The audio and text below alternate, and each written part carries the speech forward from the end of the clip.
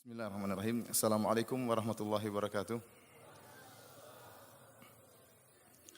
Innal hamdalillah nahmaduhu wa nasta'inuhu wa nastaghfiruhu wa natubu ilaih wa na'udzu billahi min syururi anfusina wa sayyiati a'malina. May yahdihillahu fala mudilla lahu wa may yudlil fala hadiyalah. Wa asyhadu an la ilaha illallah wahdahu la syarika lah wa asyhadu anna Muhammadan abduhu wa rasuluhu la nabiyya ba'dah. يا أيها الذين آمنوا اتقوا الله حق تقاته ولا تموتن إلا وأنتم مسلمون فإن أحسن الكلام كلام الله وخير الهدى هدى محمد صلى الله عليه وسلم وشر الأمور محدثاتها وكل محدثة بدعة وكل بدعة ضلالة وكل ضلالة في النار.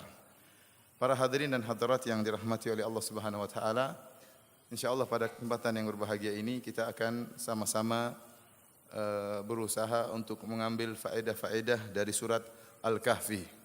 Dari surat Al-Kahfi, itu surat yang ke-18 yang disunahkan oleh Nabi sallallahu alaihi wasallam bagi kita untuk membacanya sepekan sekali ya. Jadi ada namanya kahfian. Apa namanya? Kahfian. Setiap hari Jumat kita membaca surat Al-Kahfi. Karena keutamaan baca surat Al-Kahfi banyak. Di antaranya barang siapa yang menghafal 10 ayat dari surat Al-Kahfi di awal surat Al-Kahfi atau dari akhir surat Al-Kahfi, usima minad dajjal, maka dia akan diselamatkan dari fitnah dajjal. Di antaranya juga Nabi sallallahu alaihi wasallam bersabda dalam hadisnya, "Man qara'a surat Al-Kahfi fi yaumil jum'ah adha'a lahu minan nuri ma bainal jum'atain." Barang siapa yang baca surat Al-Kahfi pada hari Jumat, maka Allah akan berikan bagi dia cahaya di antara dua Jumat. Kata para ulama, maksudnya yaitu Allah akan berikan taufik kepada dia seakan-akan ada cahaya baginya sehingga dia terjauhkan dari dosa-dosa dan kemaksiatan antara satu Jumat dengan Jumat yang berikutnya. Dalam hadis yang lain juga kata Nabi sallallahu alaihi wasallam, "Man qara'a surat Al-Kahfi fi yaumil jum'ah sata'a lahu nurun min tahti qadamaihi ila ananis sama' yudhi'u lahu yaumal qiyamah." Kata Nabi sallallahu alaihi wasallam, barang siapa yang baca surat Al-Kahfi, maka akan keluar cahaya dari bawah kakinya sampai ke atas, sampai ke langit. Kapan? Pada hari kiamat, memberi cahaya menerangi dia di hadapannya. Oleh karenanya surat Al-Kahfi memiliki keutamaan yang sangat indah, bermanfaat bagi kita di dunia, terlebih-lebih lagi di akhirat kelak. Tentunya tatkala Rasulullah sallallahu alaihi wasallam menganjurkan kita membaca surat Al-Kahfi sepekan sekali, ini menunjukkan surat Al-Kahfi surat yang penting. Buktinya dianjurkan oleh Nabi sallallahu alaihi wasallam untuk dibaca sepekan sekali. Maka kita perlu mengetahui apa sih kandungan dari surat Al-Kahfi ini. Para ulama telah menjelaskan bahwasanya dalam surat Al-Kahfi Allah menyebutkan tentang kisah-kisah. Ada 4 kisah yang Allah sebutkan dalam surat Al-Kahfi. Ya. Kisah yang pertama adalah kisah Ashabul Kahfi, para pemuda yang mereka masuk dalam goa kemudian tidur dalam goa tersebut. Setelah itu Allah berpindah pada kisah berikutnya, kisah dialog antara sahibul jannatain, seorang yang diberikan oleh Allah 2 kebun yang rindang, 2 kebun yang subur, yang dia kufur kepada nikmat Allah Subhanahu wa taala tatkala dia berdialog dengan sahabatnya yang mukmin. Kisah yang ketiga, Allah Subhanahu wa taala menyebutkan tentang kisah pertemuan antara Nabi Musa alaihissalam dengan Nabi Khadir alaihissalam. Dan yang terakhir Allah Subhanahu wa taala sebutkan tentang kisah Dzulqarnain, ya. Kisah Dzulqarnain yang kemudian membuat bendungan untuk menghalangi keluarnya Ya'juj dan Ma'juj. Dan kisah-kisah yang Allah sebutkan dalam Al-Qur'an semuanya ada faedahnya. Mustahil Allah sebutkan kisah tanpa memiliki faedah. Oleh karenanya Allah Subhanahu wa taala berkata kepada Nabi sallallahu alaihi wasallam, "Faqsusil qasas la'allahum yatafakkarun." Bacakanlah kisah-kisah, sampaikanlah kisah-kisah kepada mereka agar mereka berfikir. Perhatikan di sini. Allah mengkaitkan antara kisah dengan berfikir. Kenapa? Para ulama menyebutkan barang siapa yang semakin cerdas, dia membaca kisah-kisah dalam Al-Qur'an bukan hanya kisah-kisah dongeng. Kisah Al-Qur'an bukan kisah dongeng pengantar tidur, tidak. Maka haditha yuftara. Kata Allah Subhanahu wa taala, kisah-kisah dalam Al-Qur'an bukanlah kisah fiktif atau kisah dongeng pengantar tidur, tidak. Tetapi kisah yang benar-benar mengandung faedah-faedah. Sehingga Allah mengatakan la'allahum yatafakkarun. Bacakanlah kisah-kisah semoga mereka berfikir. Artinya semakin orang berfikir, semakin orang memeras otak untuk mengambil faedah-faedah, maka dia akan semakin bisa mendapatkan banyak faedah dari kisah-kisah tersebut.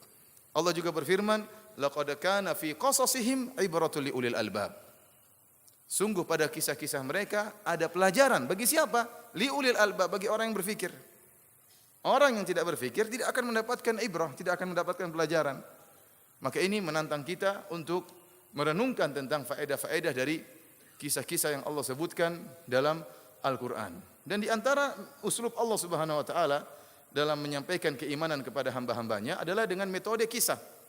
Al-Quran memiliki banyak metode, seperti Allah menyebutkan tentang masalah keimanan dalam Al-Quran, masalah akidah, masalah hari akhir, masalah iman kepada Allah, kepada malaikat, Allah sebut dalam Al-Quran. Demikian juga Allah sebutkan tentang ahkam dalam Al-Quran, hukum-hukum.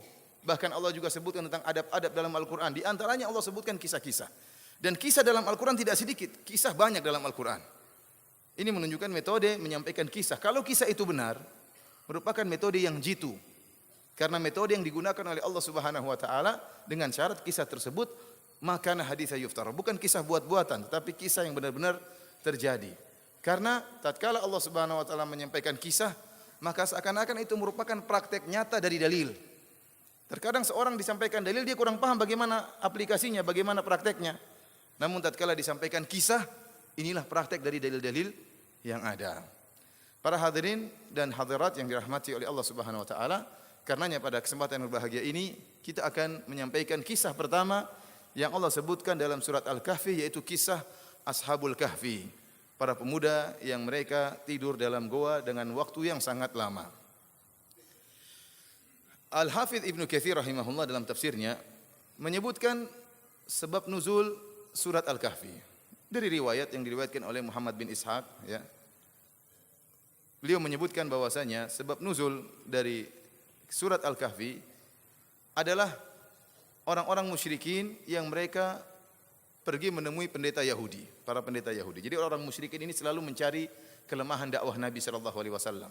Mereka ingin membatalkan dan ingin membatilkan dakwah Nabi Muhammad sallallahu alaihi wasallam dengan berbagai macam cara. Akhirnya mereka bekerja sama dengan orang-orang Yahudi. Maka diutuslah dua orang dari kaum Quraisy, yaitu Uqbah bin Abi Mu'aid dan Nadhr bin Harith. Keduanya pergi menemui para pendeta Yahudi dan kemudian berbicara, bermusyawarah dengan para pendeta Yahudi ini tentang dakwah Nabi Muhammad sallallahu alaihi wasallam. Maka para pendeta Yahudi memberikan masukan kepada mereka. Kata para pendeta Yahudi, saluhu an fityatin dhahabu fid dahril awal. Madza kana amruhum? Fa inna amrahum ajib. Kata orang-orang Yahudi, karena mereka punya pengetahuan tentang kisah-kisah masa lalu, berbeda dengan orang-orang musyrikin. Orang musyrikin enggak punya kitab suci. Orang-orang Yahudi mereka punya Taurat, mereka punya kisah para nabi, mereka punya kisah-kisah yang menakjubkan.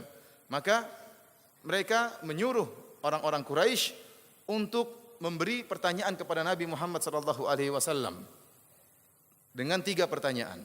Kalau 3 pertanyaan tersebut bisa dijawab, maka Muhammad adalah utusan Allah Subhanahu wa taala.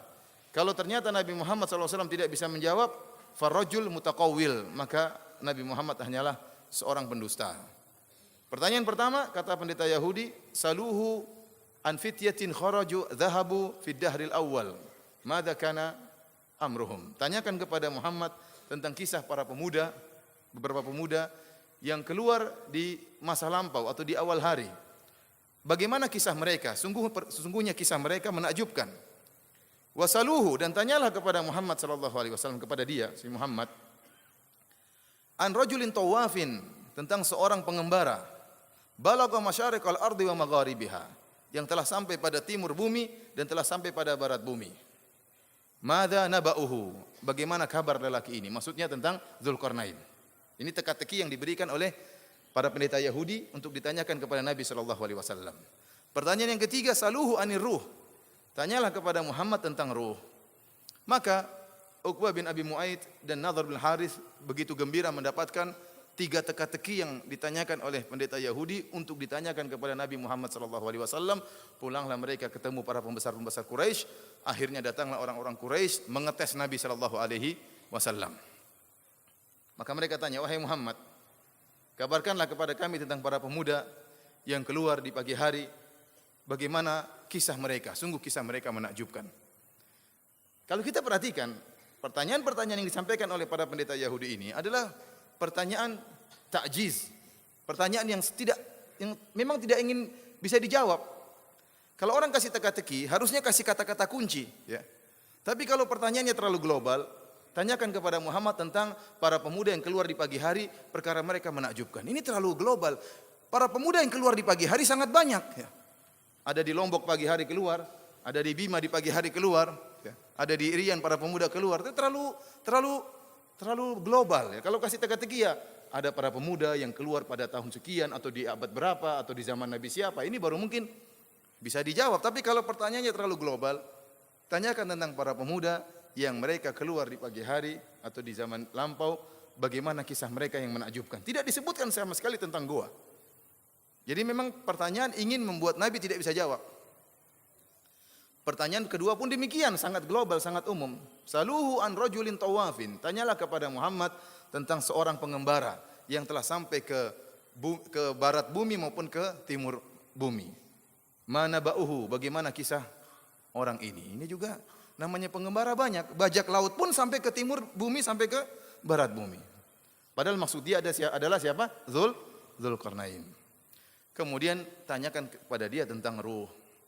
Maka Nabi SAW disebutkan dalam riwayat, ya, dia mengatakan bahwasanya sa'ukhbirukum ghadan, saya akan kabarkan kepada kalian besok. Ternyata Allah Subhanahu wa taala tidak menurunkan surat sebagai jawaban kepada Nabi SAW. Ditunggulah oleh orang-orang kafir Quraisy, besok enggak ada jawaban. Besoknya lagi, lusa tidak ada jawaban. Kalau tidak salah sampai 15 hari atau 2 pekan baru kemudian turun surat Al-Kahfi. Tatkala tidak turun, maka orang-orang kafir Quraisy mulai mengejek Nabi SAW. Ini rajul mutaqawwil, ini orang pendusta. Mana jawabannya? Kalau dia Nabi, dia harusnya tahu jawabannya. Namun setelah 2 minggu baru kemudian turunlah surat Al-Kahfi. Inilah sebab nuzul yang disebutkan oleh seluruh para ahli tafsir. Ya, meskipun dalam sanadnya masih dipermasalahkan, ya, tetapi inilah sebab nuzul yang disebutkan oleh para ahli tafsir tentang turun surat Al-Kahfi.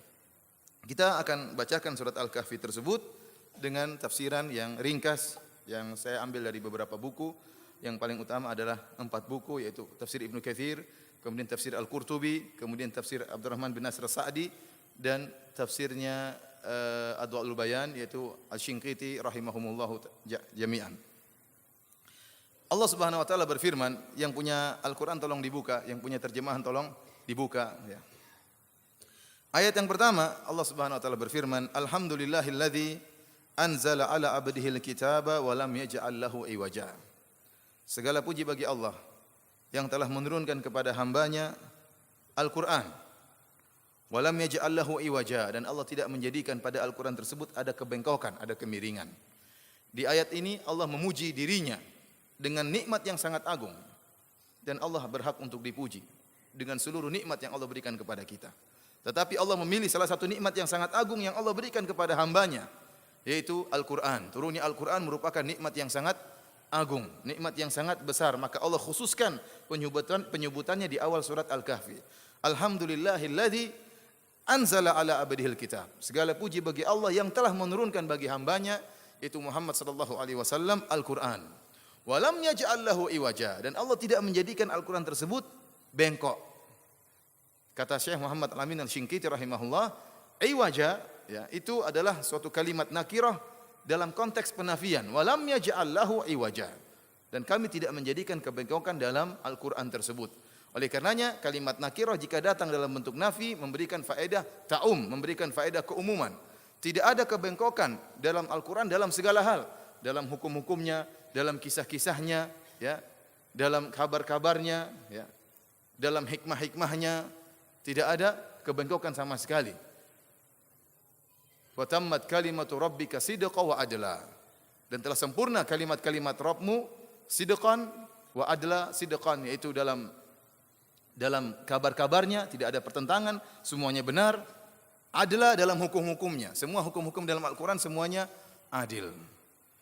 Kemudian kata Allah Subhanahu wa taala, qayyiman liyunzira ba'san syadida. Al-Quran tersebut qayyimah, lurus. Ini salah satu tafsir dari kalimat qayyiman, yaitu lurus. Inna hadzal Qur'ana yahdi lillati hi aqwam. Sungguhnya Quran ini memberi petunjuk kepada jalan yang lurus. Di antara fungsi Al-Quran, memberi inzar, peringatan, dan beri kabar gembira. Kata Allah, liyunzira ba'san syadidan min ladunhu. Untuk memberi peringatan kepada adab yang pedih terhadap orang-orang yang menyeleweng dari Al-Quran. Diberi peringatan dengan adab yang pedih. Wa yubashshiral mu'minina alladzina ya'maluna shalihat. Dan beri kabar gembira kepada orang-orang yang beriman. Siapa? Yang mengamalkan amalan-amalan saleh. Anna lahum ajran hasanah. Bagi mereka ganjaran yang indah. Makithina fihi abada. Ganjaran indah tersebut adalah surga. Makithina fihi abada. Dan mereka akan kekal dalam surga tersebut. Oleh karenanya ini salah satu dalil dari sekian banyak dalil yang menunjukkan bahwasanya amalan merupakan sebab masuk surga. Allah mengatakan wa yubashshiral mu'minin, untuk memberi kabar gembira kepada orang-orang yang beriman. Siapa? Alladzina ya'maluna shalihat, orang-orang yang beramal saleh, anna lahum ajran hasanah, bagi mereka surga. Maka amal saleh merupakan sebab masuk surga. Sebagaimana dalam ayat-ayat yang lain, udkhulul jannata bima kuntum ta'malun. Masuklah kalian ke dalam surga berdasarkan sebab amal yang kalian lakukan. Ya. Wa tilkal jannatul lati uristumuha bima kuntum ta'malun. Dan inilah surga yang Allah berikan kepada kalian karena amalan yang kalian lakukan. Ya. Dan terlalu banyak ayat dalam Al-Quran yang menunjukkan amal soleh merupakan sebab masuk surga. Bahkan di surga Allah membedakan antara tingkat-tingkat penghuni surga karena sebab amalan. Allah Maha Adil.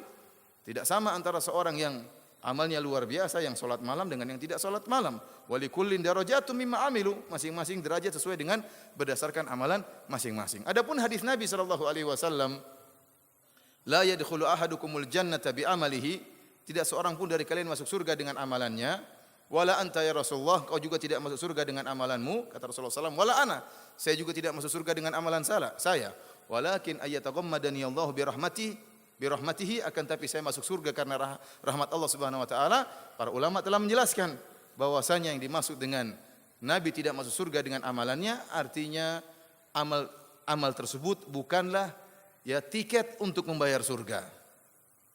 Bukanlah tiket untuk membayar surga. Tetapi Rasulullah SAW masuk surga dan kita orang-orang juga masuk surga dengan rahmat Allah Subhanahu wa taala.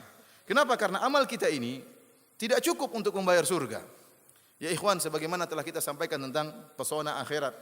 Kalau kita berbicara tentang salah satu nikmat surga saja, seperti bidadari yang begitu indahnya, yang kata Nabi sallallahu alaihi wasallam, "Lau tala'at imra'atun min ahlil jannah la adha'at ma bainahuma." Seandainya ada seorang wanita surga nongol di atas muka bumi ini, maka akan menerangi isi dunia tersebut. Ya, seandainya seluruh muka bumi ini gelap, kemudian muncul bidadari, maka akan terang benderang. Wa mala'at ma bainahuma riha, bukan cuma terang benderang, bahkan akan tersebar bau yang semerbak di seluruh penjuru alam semesta ini gara-gara seorang bidadari. Ya, cahaya keluar dari tubuhnya, aroma yang harum keluar dari tubuhnya. Kemudian kata Nabi sallallahu alaihi wasallam, wala nasifuha ala ra'siha khairum minad dunya wa ma fiha. Dan kerudung yang ada di atas kepalanya lebih baik daripada dunia dan seisinya. Lebih baik daripada dunia dan seisinya. Artinya apa? Kalau antum mencari 100 wanita tercantik di dunia ini, antum kumpulkan, terus antum bandingkan dengan kerudung bidadari, masih lebih oke kerudung bidadari. Iya, karena Nabi mengatakan lebih baik daripada dunia dan seisinya. Itu baru kerudungnya, belum hidungnya, belum anunya ya, belum bibirnya. Oleh karenanya, amalan antum untuk bayar bidadari ini bukan cuma 10 tahun antum nikah sama dia, bukan cuma 100 tahun, bukan 1000 tahun. Bukan 1 miliar tahun, bukan 1 triliun tahun. Selama-lamanya tanpa batas. Terus antum bandingkan dengan amal soleh antum yang cuma berapa tahun. Antum baru dapat hidayah pun baru-baru. Mungkin baru sholat baru berapa tahun. Ya. Kemudian taruhlah antum beribadah 40 tahun selama di atas muka bumi ini. Ya. Antum bandingkan amalan antum untuk dapat bidadari. Gak pantas. Sudah sholat malam juga jarang. Kemudian sholat pun tidak khusyuk, pikiran kemana-mana. Belum ditambah gibahnya. Belum ditambah. Terus mau bayar bidadari. Gak cukup. Oleh karenanya seorang tidak masuk surga dengan menjadikan amalannya sebagai tiket untuk bayar apa? Bayar surga. Tidak mungkin, mustahil. Amalan 40 tahun untuk bayar bidadari selama-lamanya mustahil. Itulah maksud hadis Nabi SAW, la yadkhulu ahadukumul jannata bi amalihi. Tidaklah seorang masuk surga dengan amalan dia. Amalan dia bukan tiket. Tetapi amalan dia merupakan sebab rahmat Allah Subhanahu wa taala. Oleh karena kalau ada orang mengatakan, kita masuk surga bukan dengan amal tapi dengan rahmat. Kita tanya sama dia, "Thayyib, saya setuju dengan Anda bahwasanya kita masuk surga dengan rahmat Allah. Bagaimana kita meraih dengan rahmat Allah? Dengan sebab apa kita meraih rahmat Allah?" Jawabannya dengan sebab amal. Maka perkaranya sama saja. Masuk surga dengan rahmat, rahmatnya dengan sebab amal. Maka jadilah amal merupakan sebab masuk surga sebagaimana Allah sebutkan dalam banyak ayat. Kita lanjutkan para hadirin dan hadirat yang dirahmati Allah Subhanahu wa taala. Kemudian Allah mengatakan, "Wa yunziral ladzina qalu ittakhadallahu walada." Dan Al-Qur'an ini memberi peringatan kepada orang-orang yang mengatakan Allah punya anak. Yang mengatakan Allah punya anak ada 3 golongan. Sebagaimana disampaikan oleh Al-Qurtubi, demikian juga disampaikan oleh Asy-Shinqiti rahimahumullah. 3 golongan tersebut, yang pertama adalah orang-orang Yahudi yang mengatakan wa qalatil yahudu Uzair ibnullah. Uzair adalah anak Allah, putra Allah. Kenapa? Karena Uzair telah menyalin kembali Taurat setelah hilangnya Taurat tersebut. Maka mereka mensucikan Uzair sebagaimana pengajian kemarin malam telah saya sampaikan, sehingga mereka mengatakan Uzair adalah putra Allah. Yang kedua yang menyatakan Allah punya anak siapa? Orang-orang Nasara. Ya, mereka mengatakan Isa binullah. Isa adalah putra Allah dan Allah murka dengan mereka. Dan golongan yang ketiga yang mengatakan Allah punya anak siapa? Siapa? Orang-orang musyrikin Arab. Ya. Wa yaj'aluna lillahi al-banat subhanahu wa lahum ma yashtahun. Mereka menjadikan bagi Allah Subhanahu wa taala putri-putri sementara mereka ingin punya anak laki-laki. Wa idza busyira ahadun bil untha dhalla wajhuhu muswadda wa huwa kadhim yatawara minal qaumi min su'i ma busyira bihi ayumsiku ala hunin am yadussuhu fit turab. Jadi Allah mengatakan tilka idzan qismatun dhiza. Orang-orang musyrikin ini memberikan pembagian yang tidak adil. Mereka ya tidak suka punya anak perempuan. Oleh karenanya kalau ada anak perempuan lahir buat mereka, dhalla wajhuhu muswadda, maka wajah mereka hitam. Kenapa? Sedih, malu. Yatawara minal qaumi min su'i ma busyira bihi, maka dia berusaha sembunyi punya anak perempuan, jangan sampai orang kampung tahu kalau punya anak perempuan. Kemudian dia berpikir dibunuh sekarang atau nanti. Mereka tidak suka punya anak perempuan, aib bagi mereka. Mereka ingin punya anak laki-laki. Sementara kata mereka, Allah punya anak perempuan. Mereka tidak suka punya anak perempuan, namun mereka bilang Allah punya anak perempuan. Kata mereka malaikat adalah banatullah, putri-putri Allah. Makanya Allah mengatakan tilka idzan qismatun dhiza. Ini pembagian yang tidak adil. Kalian tidak suka anak perempuan terus kalian mengatakan saya punya anak perempuan, kata Allah Subhanahu wa taala. Jadi orang-orang yang mengatakan Allah punya anak, maka mereka diperingatkan oleh Al-Qur'an dengan azab yang pedih, dengan azab yang pedih. Para hadirin dan hadirat yang dirahmati oleh Allah Subhanahu wa taala, ini dalil bahwasanya sesembahan yang disembah di zaman Nabi sallallahu alaihi wasallam banyak. Ada yang menyembah batu, ada yang menyembah matahari, ada yang menyembah api, orang-orang Majusi, ada yang menyembah Nabi Isa, ada yang menyembah malaikat. Di antara yang menyembah malaikat adalah kaum musyrikin Arab. Dan saya sering sampaikan bahwasanya ya seorang yang berdoa kepada malaikat maka dia musyrik dengan kesepakatan para ulama. Kalau misalnya tidak turun-turun hujan, sudah lama tidak turun hujan, maka kemudian ada seorang berdoa kepada malaikat dengan mengatakan wahai malaikat pengatur hujan, turunkan hujan. Orang ini musyrik atau tidak? Musyrik. Padahal dia minta hujan kepada malaikat yang dipercayakan oleh Allah untuk mengatur hujan. Itu pun musyrik. Padahal malaikat itu benar-benar mengatur hujan atas perintah Allah Subhanahu wa taala. Namanya tauhid harus minta kepada pengaturnya, kepada Allah, bukan kepada malaikat. Padahal malaikat itu benar-benar mengatur hujan, itu pun kesyirikan, bagaimana lagi minta kepada penghuni kubur yang tidak mengatur apa-apa? Bagaimana lagi minta kepada penghuni kubur yang tidak mengatur apa-apa? Yang dia tidak bisa apa-apa lagi setelah meninggal. In qata amaluhu, amalannya terputus. Dia tidak bisa mandi maka kita yang mandikan. Dia tidak bisa salat maka kita yang salatkan. Dia tidak bisa pakai baju maka kita yang kafankan. Dia tidak bisa berdoa maka kita yang doakan. Dia tidak bisa masuk ke rumahnya maka kita yang kuburkan. Lantas setelah kita lakukan itu semua kemudian kita minta kepada dia. Kita bilang, "Mbah, Saya sudah nikah 10 tahun enggak punya anak, Mbah. Mbahnya bilang, saya dulu juga mandul, tahu enggak? Saya masih hidup aja mandul, apalagi sudah mati. Para hadirin rahmati Allah Subhanahu wa taala. Kita lanjutkan. Allah mengatakan, "Malahum bihi min ilmin wala li abaihim." Mereka tidak punya ilmu sama sekali dan juga tidak nenek moyang mereka. Ini semua hanya perkataan turun temurun yang mereka wariskan tentang Allah punya anak, kesyirikan ini. Kaburat kalimatan takhruju min afwahihim iyaquluna illa kadhiba. Sungguh besar kedustaan, ya. Kalimat buruk sekali kalimat yang keluar dari mulut mereka tatkala mereka mengatakan Allah punya anak. Iyaquluna illa kadhiba. Tidaklah mereka berkata kecuali kedustaan. Ini menunjukkan ikhwani fillah, azani Allah wa iyyakum, bahwasanya kesyirikan merupakan kedustaan murni kedustaan. Tidak ada kebenarannya dari sisi manapun, tidak ada. Bagaimana kemudian kita menyatakan Allah punya anak padahal Dia Maha Esa, qul huwallahu ahad, dan demikian juga kesyirikan yang lainnya. Bagaimana seorang kemudian menyembah kepada makhluk, menyamakan Allah pencipta alam semesta ini dengan makhluk yang diciptakan oleh Allah Subhanahu wa taala? Maka sungguh buruk apa yang diucapkan oleh orang-orang liberal yang mengatakan bahwasanya semua agama masuk surga. Ini enggak benar. Ini kekufuran yang nyata. Mereka mengatakan orang-orang Islam punya surga. Di samping surganya orang Islam, ada surga tetangga. Surga Yahudi, surga Nasara. Bisa jalan-jalan ke surga tersebut. Ini kedustaan yang nyata. Bagaimana mereka mau menyamakan antara agama tauhid cuma Islam. Inna dina indallahil Islam. Selainnya merupakan kesyirikan. Bagaimana mau disamakan kesyirikan dengan tauhid? Bagaimana mau disamakan Rabbul samawati wal ard, pencipta alam semesta ini, dengan makhluk, dengan nabi, dengan malaikat, dengan batu, dengan orang mati yang disembah, disamakan dengan sapi yang disembah? Ini merupakan kedustaan yang nyata. Kata Allah Subhanahu wa taala, iyaquluna illa kadhiba, dan tidaklah mereka ucapkan tentang kesyirikan kecuali murni kedustaan. Kemudian kata Allah Subhanahu wa taala, fala'allaka bakhi'un nafsaka ala atharihim illam yu'minu bihadzal hadithi asafa. Maka apakah engkau barangkali akan membunuh dirimu karena bersedih, wahai Muhammad, setelah mereka berpaling, sekiranya mereka tidak beriman kepada keterangan ini, yaitu Al-Quran. Jadi Rasulullah SAW sedih, ya. Wajar, Rasulullah SAW adalah orang yang ingin manusia dapat hidayah.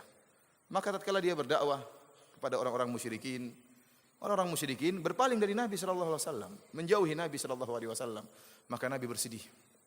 Ya, Nabi bersedih. Allah tegur, jangan terlalu bersedih. Jangan terlalu bersedih. Kenapa? Karena kalau orang terlalu bersedih, ya, ada masalah dia hadapi, kemudian dia terlalu bersedih, maka banyak kemaslahatan yang akan terhalangi.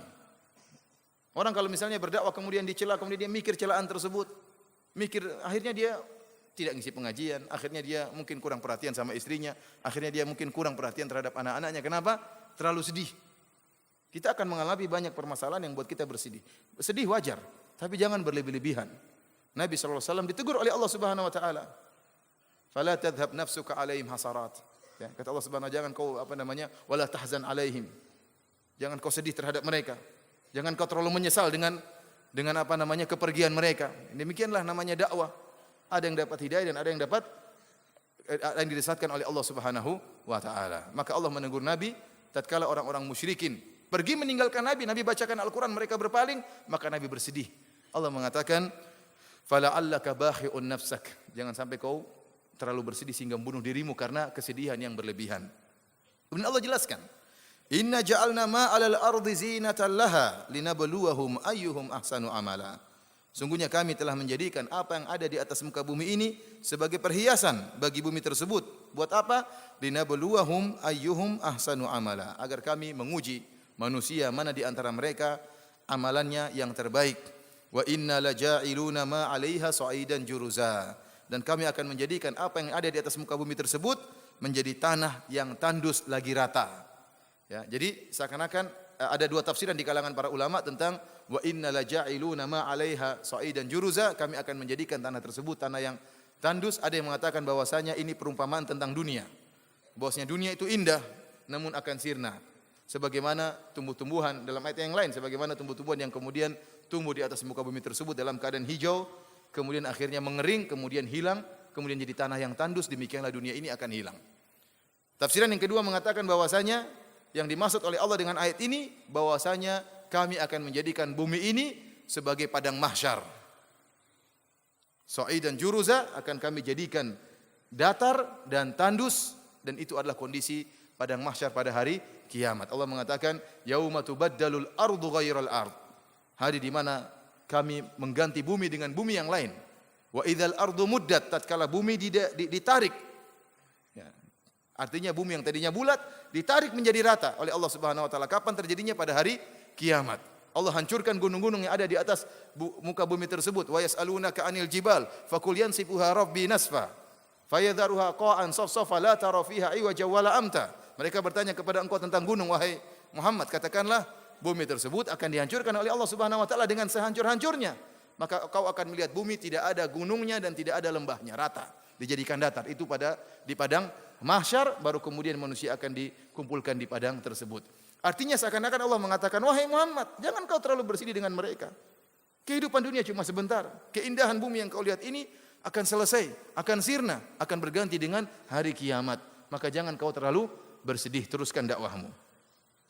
Kemudian Allah Subhanahu wa taala mulai masuk dalam kisah Ashabul Kahfi sebagai jawaban atas pertanyaan orang-orang musyrikin terhadap Nabi sallallahu alaihi wasallam yang mereka mengambil pertanyaan tersebut dari orang-orang Yahudi. Kata Allah, am hasibata anna ashabal kahfi war raqimi kanu min ayatina ajaba. Apakah engkau mengira bahwasanya orang-orang yang mendiami goa dan raqim itu mereka termasuk tanda-tanda kekuasaan kami yang mengherankan? Ar-raqim, ada khilaf di antara para ulama tentang makna raqim. Ada yang mengatakan raqim itu adalah anjing Ashabul Kahfi. Ada yang mengatakan raqim adalah nama batu yang ada di gua tersebut. Ada yang mengatakan raqim adalah nama lembah yang ada di gua tersebut. Namun pendapat yang dipilih oleh Ibnu Jarir At-Tabari dan juga dipilih oleh Ibnu Katsir dan dipilih oleh Syekh Muhammad Al-Amin Al-Shinqiti rahimahullahu taala, ar-raqim fa'il bermakna maf'ul, artinya al-marqum, artinya yang tertulis. Disebutkan oleh para ahli tafsir bahwasanya tatkala penduduk akhirnya mendapati Ashabul Kahfi meninggal di dalam gua tersebut, maka mereka menuliskan kisah Ashabul Kahfi dalam sebuah prasasti. Dari batu mereka tuliskan kisah Ashabul Kahfi. Itu namanya raqim. Ada yang mengatakan mereka menulis di atas lembaran emas, dalam lempengan emas. Intinya mereka tulis kisah Ashabul Kahfi sebagai pelajaran bagi orang-orang sesudahnya. Allah mengatakan, ayat ini maksudnya bagaimana? Maksudnya, wahai Muhammad, mereka bertanya kepada engkau tentang kisah Ashabul Kahfi dan mereka menganggap kisah Ashabul Kahfi adalah kisah yang menakjubkan. Katakanlah bahwa masih ada ayat-ayat Allah yang lain yang lebih menakjubkan daripada Ashabul Kahfi. Maksud ayat ini demikian, sebagaimana dijelaskan oleh para ahli tafsir. Am hasibata, apakah kau menyangka bahwasanya Ashabul Kahfi menakjubkan? Masih ada yang lebih menakjubkan daripada kisah Ashabul Kahfi. Apa sih kisah Ashabul Kahfi? Kisah Ashabul Kahfi cuma ada beberapa pemuda yang tidur 309 tahun kemudian dibangunkan oleh Allah. Ini menakjubkan.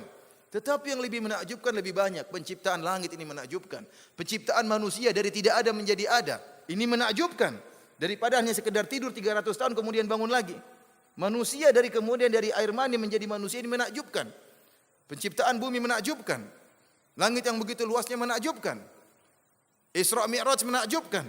Masih banyak yang lebih menakjubkan daripada Ashabul Kahfi. Kemudian Allah Subhanahu wa taala mulai menceritakan kisah Ashabul Kahfi. Kata Allah, "Idz awal fityatu ilal kahfi faqalu rabbana atina min ladunka rahmatan wa hayyi' lana min amrina rasyada." Tatkala para pemuda itu mencari tempat berlindung di dalam goa, lalu mereka berdoa, "Wahai Tuhan kami, berikanlah rahmat kepada kami dari sisimu dan sempurnakanlah bagi kami petunjuk yang lurus dalam urusan kami ini." Siapakah para pemuda ini? Al-Hafidz Ibnu Katsir rahimahullah ta'ala menyebutkan dalam tafsirnya, beliau mengatakan salaf dan khalaf banyak di antara mereka menyebutkan kisah Ashabul Kahfi adalah tentang kisah 7 pemuda yang hidup di suatu zaman. Zaman ini diperselisihkan oleh para ulama. Apakah mereka hidup di zaman Nabi Isa alaihissalam ataukah mereka hidup sebelum zaman Nabi Isa alaihissalam? Al-Hafidz Ibnu Katsir merajihkan bahwasanya mereka ini hidup di zaman sebelum Nabi Isa. Jadi mereka bukan orang-orang Nasara. Mereka adalah pengikut Nabi Musa alaihissalam. Kenapa? Karena dalilnya, kata Ibnu Katsir, orang-orang Yahudi perhatian terhadap kisah ini. Seandainya itu terjadi di zaman setelah Nabi Isa, maka orang Yahudi tidak terlalu perhatian dengan kisah ini. Wallahu alam, ini pendapat Al-Hafidz Ibnu Katsir rahimahullah. Kita tidak tahu di zaman manakah mereka pernah hidup. Yang jelas disebutkan bahwasanya mereka adalah 7 pemuda yang hidup di satu zaman, di zaman seorang raja yang namanya siapa tadi? Dakianus. Saya tadi lupa terus, saya suruh Bang Dung ingat ya. Namanya siapa? Dakianus. Enggak apa, enggak usah dihafal, enggak keluar di ujian. Enggak. Namanya siapa? Dakianus ya. Mereka hidup di zaman tersebut. Raja ini adalah raja yang musyrik dan seluruh warganya, rakyatnya juga musyrikun. Mereka menyembah berhala dan mereka punya acara tahunan. Mereka pergi ke suatu lapangan terbuka sambil membawa hewan-hewan untuk disembelih dan dikorbankan bagi berhala-berhala mereka. Maka berangkatlah mereka pada suatu hari, seluruh penduduk negeri, raja-rajanya, pejabat-pejabatnya, menteri-menterinya, semua keluar, termasuk anak-anak muda ini. Anak-anak muda ini disebutkan mereka adalah anak-anak orang kaya, anak-anak pejabat, anak-anak menteri. Mereka pun ikut serta dalam acara tersebut. Tatkala acara kesyirikan dimulai, maka salah seorang dari pemuda ini keluar, dia tidak suka dengan kesyirikan. Maka dia pun keluar, antum bisa lihat kisahnya di tafsir Ibnu Katsir rahimahullah taala. Maka dia pun keluar menjauh dari kumpulan orang-orang tersebut, lalu dia beristirahat di bawah sebuah pohon. Menjauh dari mereka. Tidak lama kemudian datang orang kedua, keluar juga. Tidak saling mengenal, duduk juga di pohon. Ada apa ini, kok ikut-ikutan saya dalam hati. Datang yang ketiga, keluar juga. Sampai 7 orang, kemudian mereka diam-diaman dalam apa? Di bawah pohon. Akhirnya diam-diaman, mereka saling takut kalau ketahuan, ternyata mereka pergi gara-gara tidak suka dengan kesyirikan. Akhirnya yang satu berbicara, sudahlah, kenapa saya kesini karena saya tidak suka dengan kesyirikan. Maka yang lain mengatakan, saya juga. Ternyata 7 orang tersebut ya memisahkan diri karena tidak suka dengan kesyirikan. Dan Ibnu Katsir menyebutkan hadis arwahun junudun mujannadah. Bahwasanya ruh-ruh itu saling berkelompok-kelompok. Tatkala orang yang suka dengan tauhid, dia akan berkumpul dengan orang yang bertauhid. Orang yang suka bermaksiat berkumpul dengan orang yang bermaksiat. Orang yang suka kesyirikan berkumpul dengan orang kesyirikan. Allah menjadikan mereka berkumpul tanpa mereka sepakati terlebih dahulu. Maka setelah mereka berkumpul, maka mereka pun berpisah dari masyarakat dan mereka membuat semacam ma'bad, semacam tempat ibadah yang mereka bertauhid kepada Allah di tempat ibadah tersebut. Jadilah seluruh rakyat di negeri tersebut hasut sama mereka. Ini kenapa mereka bikin tempat ibadah sendiri? Maka mereka pun rakyat melaporkan para pemuda ini kepada Raja Dakianus. Dilaporkanlah. Maka dipanggillah mereka oleh Raja Dakianus. Ternyata mereka adalah anak-anak pejabat. Dikenal oleh raja tersebut. Orang kaya semuanya, pakaiannya bagus-bagus. Maka sang raja mengatakan, buka pakaian kalian. Pakaian indah mereka buka. Disuruh ganti dengan pakaian yang biasa, pakaian orang miskin. Kemudian mereka diperintahkan untuk kembali kepada agama nenek moyang mereka, untuk berbuat kesyirikan. Mereka tidak mau. Mereka tidak mau. Karena mereka tidak mau, akhirnya sang raja kasihan lihat mereka. Mereka ini anak muda, masih muda-muda. Ya udahlah, kalian saya kasih waktu untuk berpikir. Dikasih waktu, beberapa waktu untuk berpikir, tidak langsung dihukum oleh sang raja. Dan tatkala mereka diberi waktu untuk berpikir ini, maka mereka berpikir untuk kabur. Kaburlah mereka meninggalkan negeri tersebut, pergi menuju goa. Ini ceritanya. Cerita tentang Ashabul Kahfi. Mereka tatkala pergi ke goa, mereka mengatakan, Rabbana atina min ladunka rahmah. Ya Allah, berikanlah kepada kami rahmat. Perhatikan di sini rahmat juga adalah isim nakirah. Isim nakirah dalam siyaq talab, meminta. Rabbana atina min ladunka rahmah. Ya Allah, berikanlah kepada kami rahmatmu. Seluruh rahmatmu berikanlah kepada kami. Ya, mencakup umum rahmat yang berkaitan dengan kami, dengan jasad kami, dengan agama kami. Oleh karenanya, para ulama menyebutkan seperti doa Rabbana atina fid dunya hasanah wa fil akhirati hasanah wa qina adzabannar. Hasanah di sini Rabbana atina fid dunya hasanah. Ya Allah, berikanlah kepada kami kebaikan. Hasanah di sini adalah nakirah dalam konteks talab, meminta, maka memberikan faedah keumuman. Oleh karenanya barang siapa yang ingin minta dunia apa saja, kalau dia baca doa ini maka sudah cukup. Minta dunia apa saja, dia mengatakan Rabbana atina fid dunya hasanah, dalam benaknya ingin sesuatu, maka sudah cukup, karena hasanah sini mencakup seluruh kebaikan dunia. Bahkan sebagian salaf tatkala ditanya bagaimana doa agar kita bisa mendapatkan istri yang solehah, maka suruh baca doa ini. Rabbana atina fid dunya hasanah. Pingin supaya utang bisa lunas, bacanya apa? Semua kebaikan minta doa ini selesai. Ya, orang bilang doa sapu jagat ya. Kenapa? Mencakup seluruh kebaikan di dunia dan mencakup seluruh kebaikan di mana? Di akhirat. Ya. Jadi mereka minta secara global, mereka mengatakan, ya Allah, berikanlah rahmatmu kepada kami. Rahmat apa saja yang penting baik bagi kami.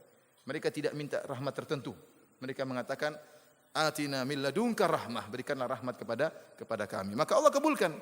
Allah kabulkan mereka, maka Allah mengilhamkan mereka untuk pergi ke sebuah goa.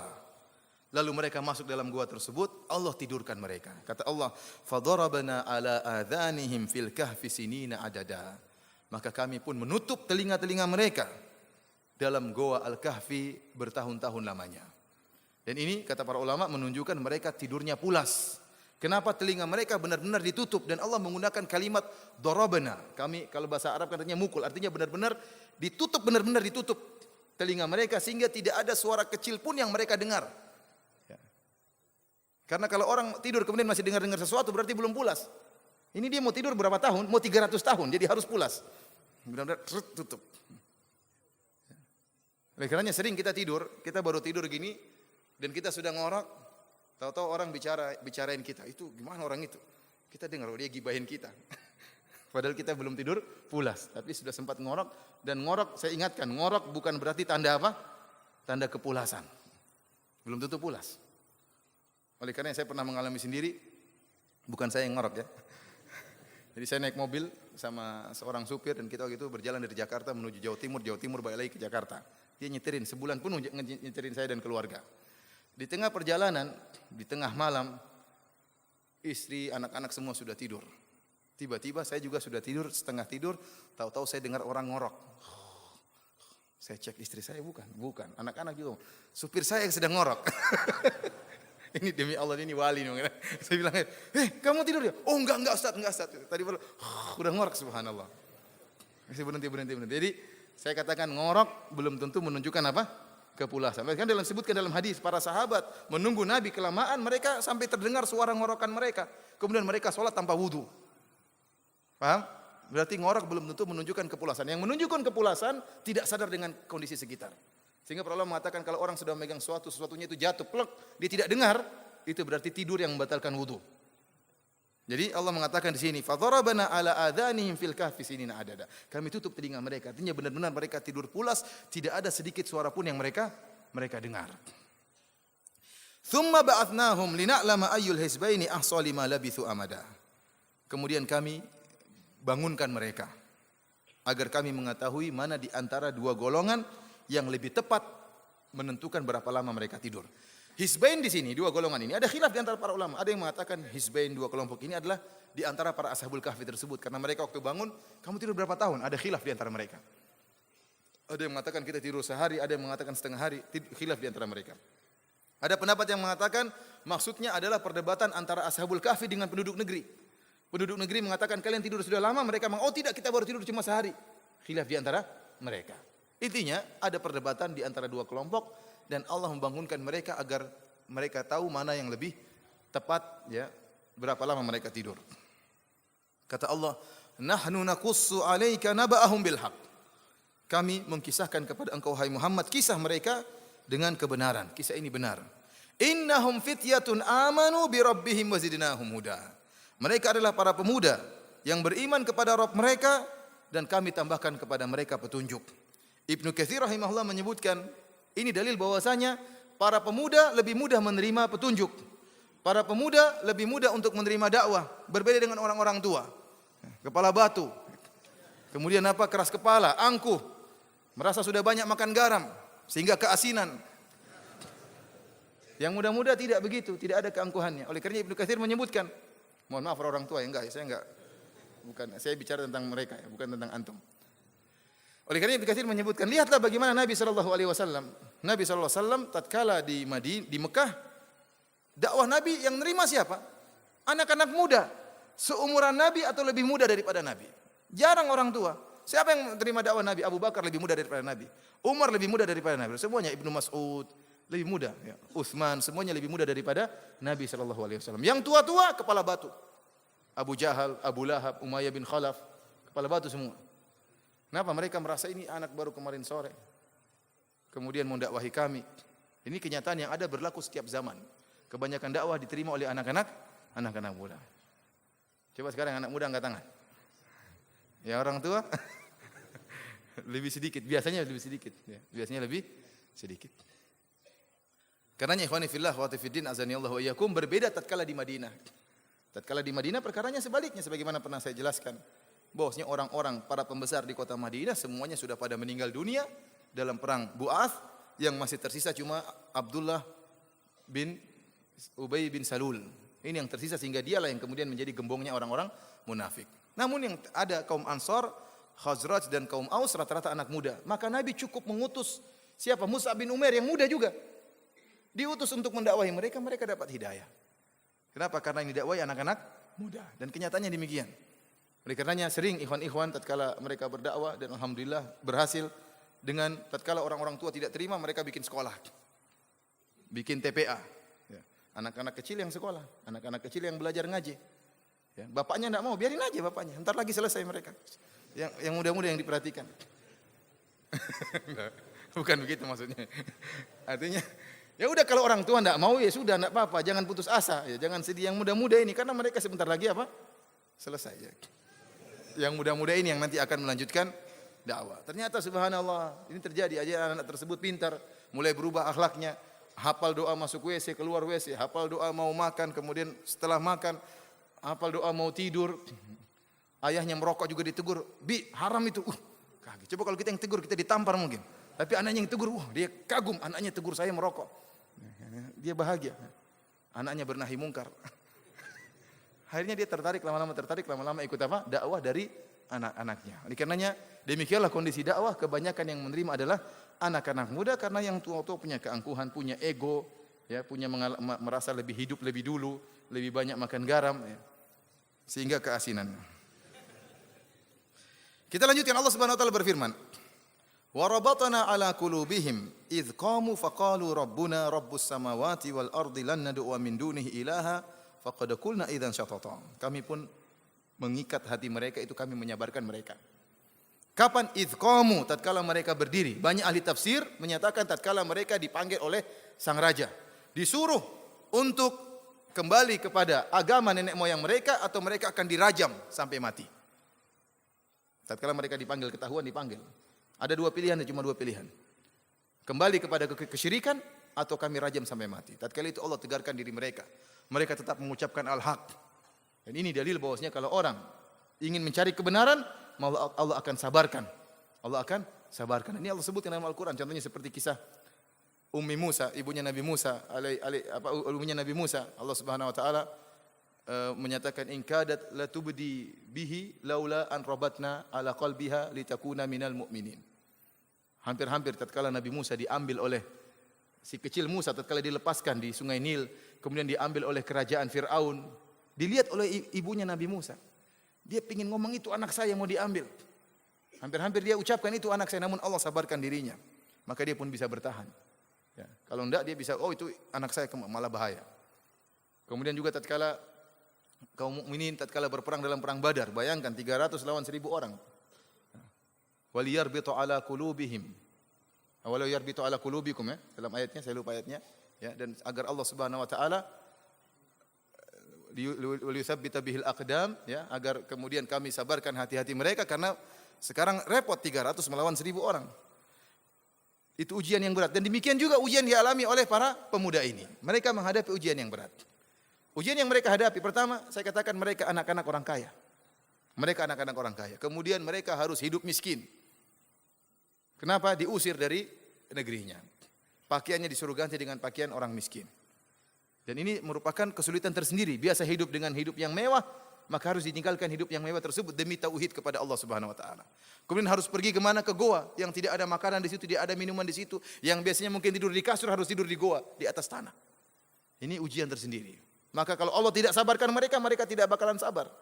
Ya ikhwan, terkadang ada kondisi di mana seorang mustahil dia bisa bersabar, namun Allah sabarkan dia. Kenapa? Karena dia ingin bertauhid kepada Allah Subhanahu wa taala.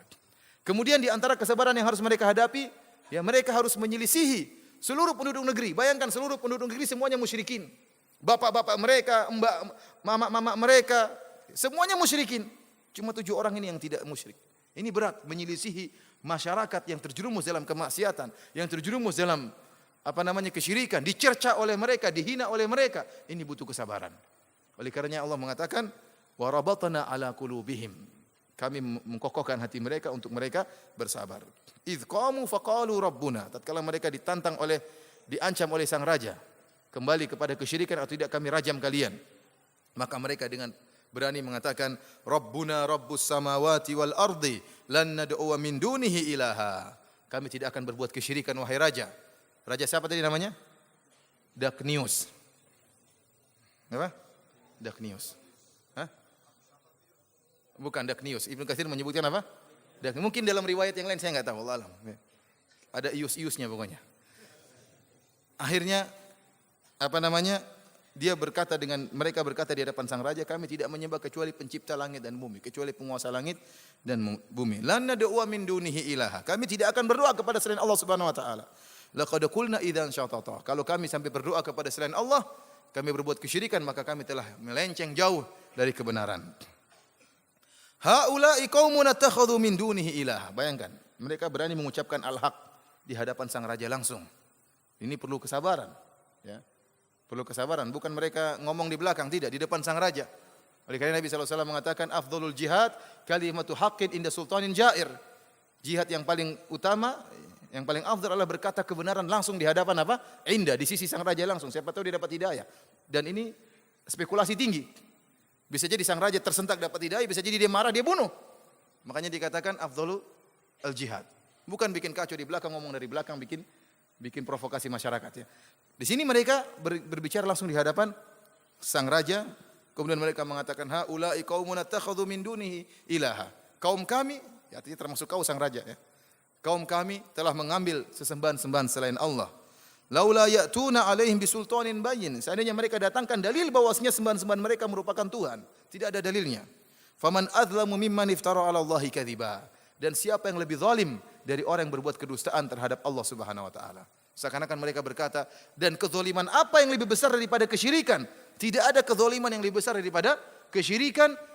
Seorang berdoa kepada selain Allah, seorang berdoa kepada makhluk ciptaan Allah, ini kezaliman yang paling besar. Akhirnya mereka tadi sebagaimana kita telah jelaskan diberi waktu oleh Allah, diberi waktu oleh sang raja untuk berfikir. Maka mereka pun meninggalkan negeri mereka. Wa idh tazaltumuhum wa ma ya'buduna illallah. Mereka pun meninggalkan, ya, orang-orang musyrikin. Wa ma ya'buduna min illallah. Dan mereka tinggalkan seluruh sembahan-sembahan mereka kecuali Allah. Kata Al-Qurtubi, ini dalil bahwasanya rakyat negeri tersebut juga menyembah Allah, tetapi berbuat kesyirikan. Paham? Mereka menyembah Allah, namun mereka berbuat apa? Kesyirikan. Makanya Allah menggunakan kalimat wa idh tazaltumuhum wa ma ya'buduna min dunillah illallah. Dan tatkala mereka meninggalkan orang-orang kampung di negeri mereka, dan mereka meninggalkan sembahan-sembahan mereka kecuali Allah yang tidak mereka tinggalkan. Ini menunjukkan bahwasanya rakyat tersebut tatkala itu juga menyembah Allah Subhanahu wa taala. Kata Allah, fa'u ilal kahfi yanshur lakum rabbukum mir rahmatih. Maka Allah seakan-akan memberikan ilham kepada mereka, pergilah kalian ke sebuah goa, niscaya Allah akan mencurahkan rahmatnya kepada kalian. Para ulama menyebutkan dalil ini bahwasanya man taraka syai'an lillahi awadahullahu khairan minhu. Barang siapa yang meninggalkan suatu karena Allah, mereka meninggalkan kesyirikan karena Allah, mereka meninggalkan kemaksiatan karena Allah, bukan karena takut dikata-katain orang, bukan karena takut dicibirkan orang, bukan karena takut kesehatannya terganggu, tidak. Mereka meninggalkannya karena Allah, maka Allah akan berikan ganti yang lebih baik. Allah akan menaungi mereka, Allah akan melindungi mereka. Kata Allah, fa'u ilal kafi, pergilah kalian kepada sebuah goa. Yanshur lakum rabbukum mir rahmatih. Maka Allah akan mencurahkan rahmatnya kepada kalian. Wa yuhayyi' lakum min amrikum mirfaqah. Dan Allah Subhanahu wa taala akan menyediakan sesuatu yang berguna bagi kalian dalam urusan kalian. Maka Allah siapkan gua tersebut. Gua ini gua biasa. Namun Allah kondisikan gua ini dengan perkara yang menakjubkan. Kata Allah tentang gua ini. Wa tara syamsa idza tala tazawaru an kahfihim dzatal yamin. Ya. Engkau melihat jika matahari terbit, maka dia akan berpaling ke arah kanan goa. Wa idza gharabat taqriduhum dzata shimal. Dan jika matahari tersebut terbit, maka dia akan berpaling ke arah kiri goa. Wa hum fi fajwatin min. Sementara mereka ada di makan muttasa, ada tempat yang lapang, mereka tidur di situ. Dzalika min ayatillah. Ini termasuk tanda-tanda kebesaran Allah. Syekh Muhammad Al-Amin Asy-Syinkiti rahimahullah mengatakan gua tersebut gua biasa.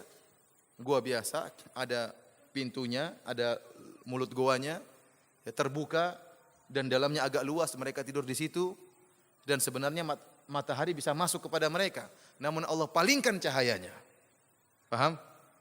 Ini makanya Allah mengatakan dzalika min ayatillah. Ini merupakan tanda-tanda kebesaran Allah. Kenapa? Cahaya tersebut Allah palingkan. Kenapa? Karena kalau cahaya tersebut dalam waktu yang lama mengenai tubuh mereka, dikhawatirkan tubuh mereka akan apa? Rusak. Karena ada reaksi kimia, reaksi kalau dengan matahari, entah jamur-jamur akan tumbuh di tubuh mereka dan macam-macamnya. Ya, dalam waktu yang lama, ya, maka Allah palingkan cahaya tersebut. Tatkala matahari tersebut terbenam, maka cahaya pun masuk ke arah goa namun dipalingkan oleh Allah Subhanahu wa taala. Sehingga goa tersebut luas, udara bisa masuk bergonta-ganti, ya, ada peredaran udara, ada sirkulasi udara, kemudian juga cahaya matahari masuk namun dipalingkan oleh Allah Subhanahu wa taala. May yahdillahu fahuwal muhtad. Barang siapa yang diberi hidayah oleh Allah, maka dia telah mendapatkan hidayah. Wa may yudlil falan tajida lahu waliyyan mursyida. Dan barang siapa yang disesatkan oleh Allah Subhanahu wa taala, maka tidak ada orang yang bisa beri petunjuk kepada dia. Seakan-akan Allah mengatakan, lihatlah mereka. Kalau Allah sudah beri petunjuk kepada mereka, maka mereka pasti akan dinaungi oleh Allah Subhanahu wa taala. Allah yang urus mereka. Itu urusan Allah. Yang penting kalian bertekad untuk bertauhid kepada Allah, maka Allah akan jaga kalian. Kemudian Allah berfirman, kata Allah Subhanahu wa taala, "Wa tahsabuhum aiqadha wa hum ruqud." Kalian menyangka mereka sedang terjaga, wa hum ruqud, padahal mereka tidur. Ada khilaf di antara para ulama apa yang menyebabkan mereka disangka terjaga. Namun tidak ada dalil yang kuat akan hal ini semua. Ada yang mengatakan mata mereka tidur tapi mata mereka terbuka. Ada yang mengatakan matanya terbuka satu, tertutup satu. Jadi orang kalau lihat, ini tidur enggak ini?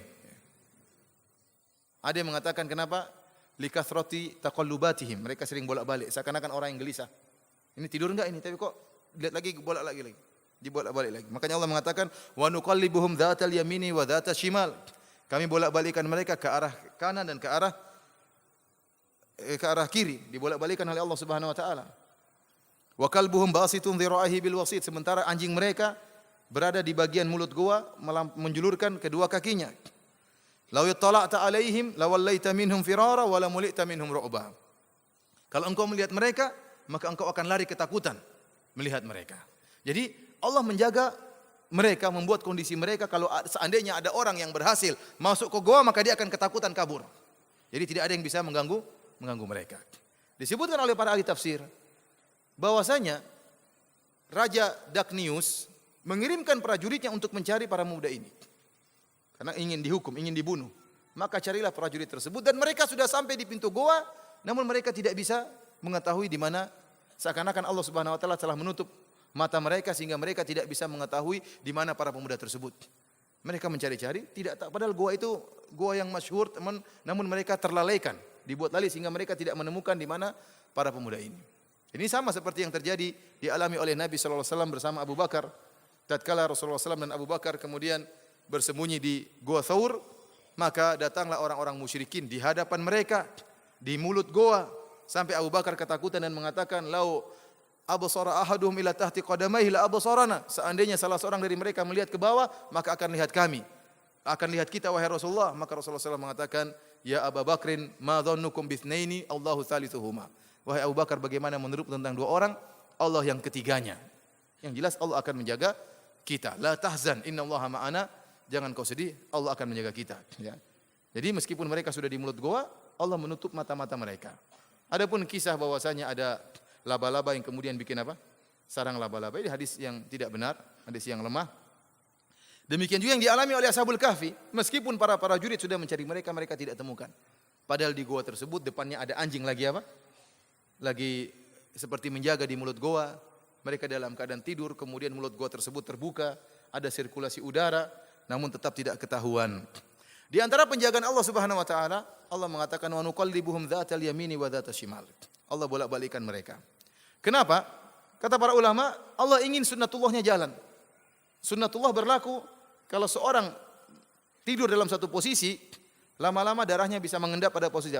Bukan tidur sehari dua hari. Kita tidur baru satu hari aja capek sekali kadang-kadang. Apalagi 300 tahun tidurnya. Oleh karenanya Allah bolak-balikkan mereka. Yang kedua, kalau tidak dibolak-balikkan, khawatir mereka akan tertimbun dengan tanah. Sebagaimana Sunan Kalijaga yang bertapa di pinggir sungai. Ya kan? Akhirnya tertimbun tanah kan? Tidak sholat kemudian jadi wali. Ini cerita saya tidak percaya. Tapi maksud saya demikian. Kalau tidak dibolak-balikan lama-lama tertimbun dengan apa? Tanah. Maka Allah jaga mereka dengan membolak-balikan mereka. Antum perhatikan di sini. Allah mengatakan wa kalbuhum basitun dzira'ihi bil wasid. Dan anjing mereka di depan pintu goa menjulurkan kedua kakinya. Kenapa anjing disebut-sebut? Kata Ibnu Katsir rahimahullah, ini adalah faedah berteman dengan orang-orang yang baik. Anjing ini enggak ada urusan, tapi Allah sebutkan anjing tersebut. Ya, minimal dia mendapatkan keberkahan orang-orang Ashabul Kahfi tersebut, sehingga dia disebut-sebutkan terus bersama orang-orang yang soleh. Sebagaimana Nabi SAW telah menjelaskan, bergaul dengan orang soleh enggak ada ruginya. Kalau enggak dikasih minyak wangi akan kecium juga, terkena ciuman apa minyak wangi. Anjing tersebut coba disebut-sebut oleh Allah dalam Al-Quran. Antum aja enggak pernah disebut-sebut. Ini anjing disebut dalam Al-Quran, berulang-ulang nanti kita sebutkan ayat berikutnya. Gara-gara apa? Gara-gara dia hanya sekedar menemani apa? Menemani Ashabul Kahfi. Ini dalil yang paling kuat pentingnya bergaul dengan orang-orang saleh. Kemudian Allah bangunkan mereka. Inilah kisahnya. Inti dari kisah tersebut kata Allah, wa kadzalika ba'atsnahum liyatasaalu bainahum. Demikianlah kami bangunkan mereka agar mereka saling bertanya di antara mereka. Qala qailum minhum kam labithtum. Maka mereka pun, kita tidur berapa lama? Mereka saling bertanya. Qalu labithna yauman aw ba'dha yaum. Ada yang mengatakan kita tidur sehari penuh. Ada yang mengatakan kita tidur baru setengah hari. Kenapa? Mereka masuk ke goa di pagi hari, bangunnya sore hari. Mereka lupa, ini yang kita pagi hari ini atau pagi hari kemarin. Mereka tidak berpikir kalau mereka tidur 309 tahun. Mereka menyangka mereka tidur baru sehari atau setengah hari. Oleh karenanya adapun riwayat-riwayat Israiliyat yang menyebutkan tatkala mereka bangun kemudian kukunya panjang-panjang, jenggotnya kemudian rambutnya jabrik, ini enggak benar. Kalau itu panjang, kita enggak mungkin sehari kuku kita sudah 1 meter ya. Enggak mungkin, itu menunjukkan tidak benar. Ya, jadi mereka bangun dalam keadaan normal. Allah bukan cuma menjaga jasad mereka, bahkan baju mereka juga biasa-biasa saja, jenggot mereka biasa saja, bahkan anjingnya pun kena karomah, anjingnya pun enggak mati. Bukan kemudian jadi tulang begini, enggak. Wih, anjing kita jadi tulang, enggak. Anjingnya masih hidup, biasa-biasa saja. Ya. Jadi benar-benar anjing tersebut juga mendapatkan karomah dari bergaul dengan orang-orang saleh. Makanya orang yang hadir di majelis ilmu meskipun niatnya mungkin bukan untuk pengajian tetap dapat rahmat Allah Subhanahu wa taala. Akhirnya mereka pun khilaf 2 pendapat, ada yang mengatakan kita tidur 1 hari, kayaknya kemarin kita tidur. Kita baru bangun sekarang. Ada yang mengatakan enggak, tadi pagi kita tidur, sekarang baru bangun. Ada yang mengatakan Rabbukum a'lamu bima labithtum. Ini yang ragu. Waduh, kita enggak tahu berapa hari kita tidur. Namun enggak kepikiran kalau mereka tidur sampai setahun, apalagi 300 tahun. Faba'athu ahadakum biwarikikum hadhihi ilal madinati. Kemudian mereka mengatakan kirimkan salah seorang dari kita dengan uang ini. Jadi masih ada uang perak tersisa di kantong mereka. Mereka bangun dalam keadaan lapar. Gimana enggak lapar? 300 tahun tidur. Lapar, beli makanan dulu. Jadi mereka lapar semuanya. Ambillah uang tersebut, kamu pergi beli makanan. Kata mereka, utuslah salah seorang dari kalian. Sebagian Allah mengatakan, ini dalil bahwasanya kalau pekerjaan cukup dikerjakan 1 orang, tidak usah dengan 2 orang. Ya. Tidak usah dengan 3 orang, terkadang malah kacau nanti. Maka mereka utus 1 orang saja, karena mereka sedang bersembunyi. Kalau 2 orang berjalan malah ketahuan. Tapi kalau 1 orang sembunyi-sembunyi mungkin bisa selamat. Kemudian, falyanzur ayyuha azka ta'aman. Pergilah dengan uang tersebut, pergi ke kota, cari makanan yang paling enak. Kata Syekh Abdurrahman bin Nasir As-Sa'di dalam tafsirnya, ya, ini dalil bahwasanya orang boleh makan enak. Itu tidak? Mereka ini wali-wali Allah atau bukan? Mereka 7 orang ini wali Allah atau bukan? Ya wali Allah, tidurnya 309 tahun.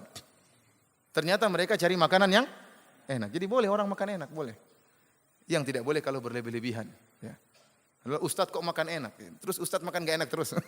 Ustadz boleh makan enak, boleh. Kalau ada kenapa ditolak? Tapi tidak boleh berlebih-lebihan. Saya punya dalil sekarang kan, boleh makan enak. Kemudian falyatikum birizqim minhu.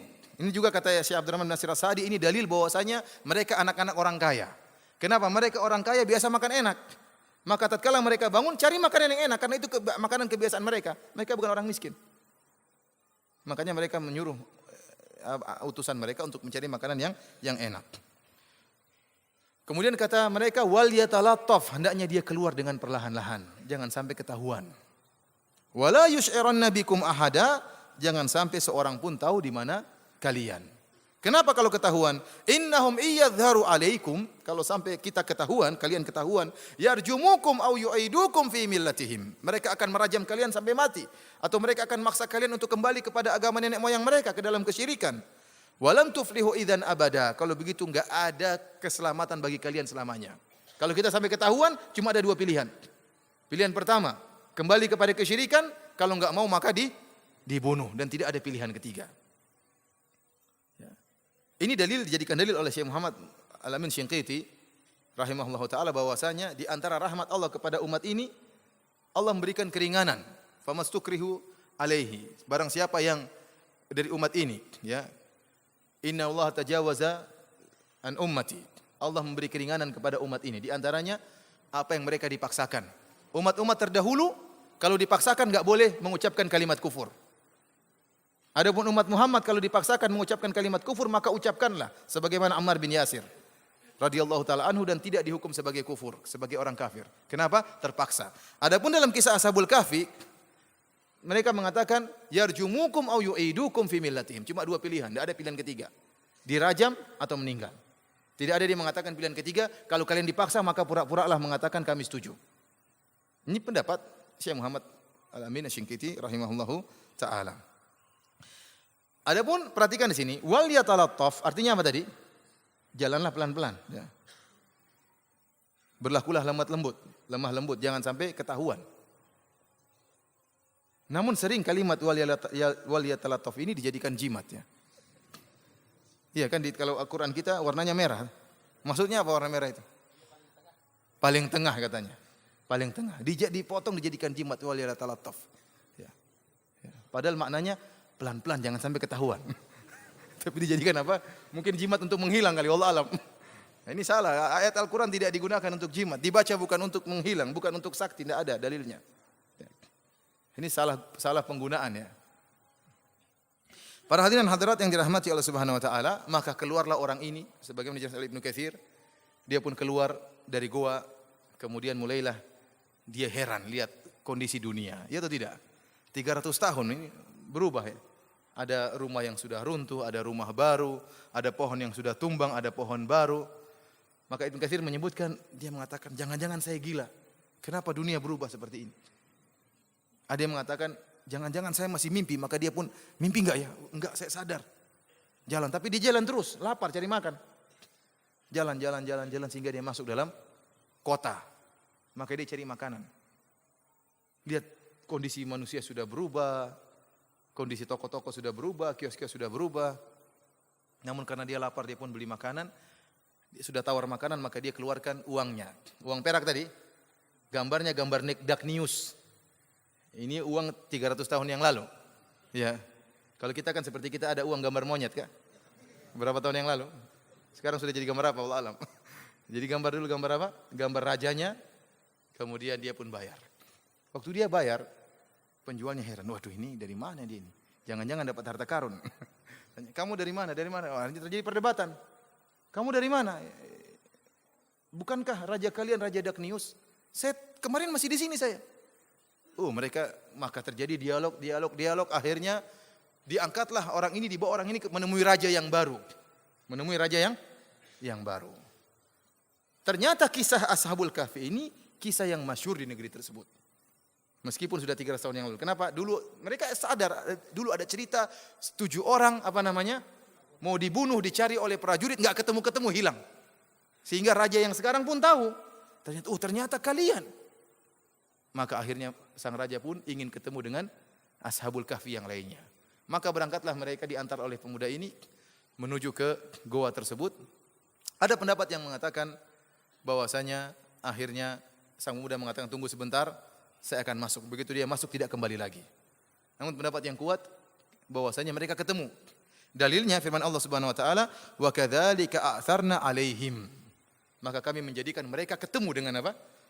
Ashabul Kahfi. Jadi raja itu masuk dengan anak buahnya, kemudian berpelukan dengan mereka, dengan 7 orang tersebut. Setelah itu mereka meninggal dunia. Jadi Allah ternyata buat skenario, apa tujuan Allah membuat kisah Ashabul Kahfi ini? Kata Allah, Allah sebutkan, "Wa kadzalika atharna 'alaihim liya'lamu anna wa'dallahi haqq." Demikianlah kami menjadikan mereka bertemu dengan Ashabul Kahfi tersebut. Kenapa? Liya'lamu anna wa'dallahi haqq wa anna as-sa'ata la raiba fiha. Agar mereka tahu bahwasanya janji Allah adalah benar dan bahwasanya hari kiamat itu ada. Disebutkan bahwasanya mereka penghuni negeri tersebut setelah 300 tahun ini, mereka ragu tentang adanya hari kiamat. Ada yang mengatakan tidak ada hari kiamat, ada yang mengatakan hari kiamat, ada yang mengatakan yang dibangkitkan cuma ruh, jasad tidak. Maka Allah buat cerita Ashabul Kahfi untuk membuktikan bahwasanya hari kiamat mudah bagi Allah. Ini orang-orang Allah tidurkan 300 tahun dan Allah bangkitkan mereka sebagaimana sedia kala. Sebagai contoh kecil dari mungkinnya hari kiamat. Maka Allah mengatakan, "Wa kadzalika atharna 'alaihim liya'lamu." Kami jadikan mereka bertemu dengan Ashabul Kahfi agar mereka mengetahui bahwasanya janji Allah itu benar dan bahwasanya hari kiamat tidak diragukan. Idz yatanaza'una bainahum amrahum. Setelah mereka meninggal, terjadilah berdialog di antara mereka. Faqalu bunu 'alaihim bunyana. Mereka mengatakan, kita bangunkan bangunan di atas kuburan mereka. Rabbum a'lamu bihim. Qala alladziina ghalabu 'ala amrihim lanattakhidanna 'alaihim masjida. Maka orang-orang yang memiliki kekuasaan mengatakan, kita bangun di atas kuburan mereka masjid. Ini dijadikan dalil oleh ahlul bid'ah, ya, bahwasanya boleh membangun masjid di atas apa? Kuburan. Dan yang paling bagus membantah mereka Ibnu Katsir, dan lebih bagus lagi adalah Al-Qurtubi rahimahullah taala. Antum melihat tafsir Al-Qurtubi tentang ayat ini, dia bantah habis mereka. Imam Al-Qurtubi rahimahullah, ya, terkadang bantah pemikiran-pemikiran sesat. Termasuk dalam tatkala surat Al-Kahfi dia bantah tentang orang-orang sufi yang berdalil dengan firman Allah, "Idz qamu faqalu rabbuna." Tatkala mereka berdiri kemudian mereka berkata, "Rabbuna rabbus samawati wal ard." Sebagian orang-orang sufi menjadikan ini dalil bahwasanya berzikir sambil berdiri, sambil joget. Faqamu, idz qamu faqalu. Tatkala mereka berdiri kemudian mereka berkata, "Rabbuna rabbus samawati wal ard." Joget-joget. Kata ini enggak nyambung, kata siapa? Al-Qurtubi dalam tafsirnya. Ya, karena kalau antum sampaikan perkataan Ibnu Taimiyah, Ibnu Qayyim, mereka enggak terima. Sampaikan perkataan Al-Qurtubi. Mufassir yang ma'ruf, atau sampaikan perkataan Ibnu Katsir rahimahullahu ta'ala. Kita katakan bahwasanya bantahan terhadap pendalilan dengan ayat ini, ya, kita katakan bahwasanya syariat terdahulu kalau menyelisih syariat kita, maka yang dipakai syariat kita. Terlalu banyak dalil dari as-sunnah menyebutkan Allah melaknat orang-orang yang membangun masjid di atas kuburan orang-orang saleh, di atas kuburan para nabi. Kata Nabi sallallahu alaihi wasallam, "Laknatullah 'alal yahud wan nasara ittakhadhu qubur anbiya'ihim masajida."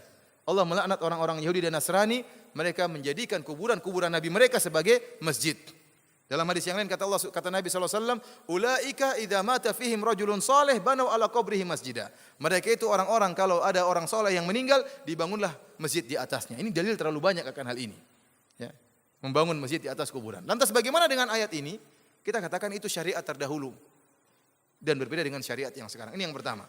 Yang kedua, lihat Allah mengatakan qala alladziina ghalabu ala amrihim. Berkatalah orang-orang yang memegang kekuasaan. Kita tahu biasanya orang-orang yang memegang kekuasaan adalah orang-orang yang zalim. Ada isyarat bahwasanya mereka adalah orang-orang yang zalim. Kemudian para ahli tafsir telah menyebutkan mereka ini adalah orang-orang yang ragu tentang adanya hari kiamat.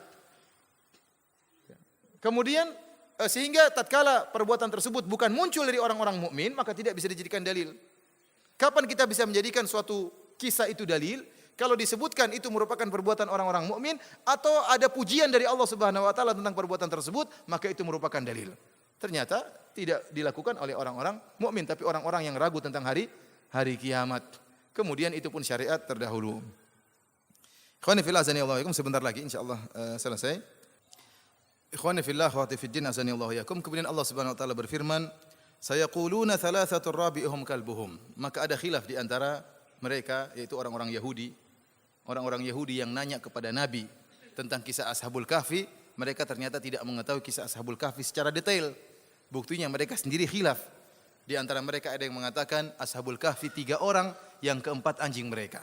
Lihat, anjing disebut-sebut lagi dalam Al-Quran. Wa yaquluna khamsatun sadisuhum kalbuhum.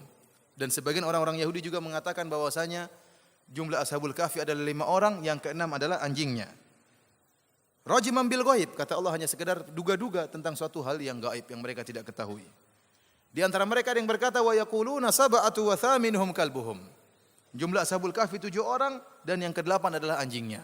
Dan ini pendapat yang dipilih oleh para ahli tafsir di antaranya Ibnu Katsir, di antaranya Ibnu Abbas radhiyallahu taala anhuma. Kenapa? Karena Allah tatkala menyebut dua pendapat yang pertama, 3 orang atau 5 orang, Allah bantah. Kata Allah, rajiman bil ghaib, mereka hanya praduga saja.